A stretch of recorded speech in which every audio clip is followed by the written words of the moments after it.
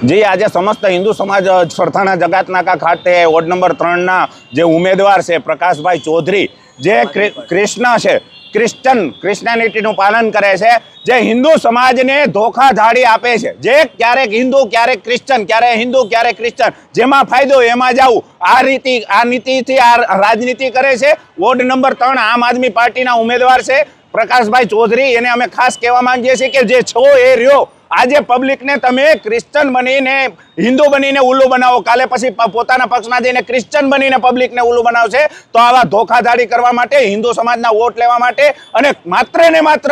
ગલત નેરેટિવ ફેલાવીને આ લોકોને ભ્રમિત કરીને આવી રીતે વોટિંગ લેવું એ ગલત વાત છે, ખોટી વાત છે। આ ભારત દેશ છે, સાંપ્રદાયિક દેશ છે, આમાં બધાને લડવાની છૂટ છે, પરંતુ ધોખાધાડી કરવી અને ધોખેથી મત લેવા આ વસ્તુ યોગ્ય નથી। આનો અમને વિરોધ છે અને આજે સમસ્ત હિન્દુ સમાજ આના માટે ભેગો થયો છે અને આ અમે नहीं थवा दईए आने कोई पण हालते रोकीशुं, या तो ये जाहिर करे के हूँ क्रिश्चन नहीं, नहीं तो ये ऑफिशियली जैसे ये तो हिंदू है परंतु पोते क्रिश्चियनिटीनो पालन करे छे। हालेलुया हालेलुया घरे करे अने अहींया आवीने जय श्री राम करे तो आवी दोगली राजनीति ने अमे एक्सेप्ट नहीं करीए। राम राम, जय श्री राम।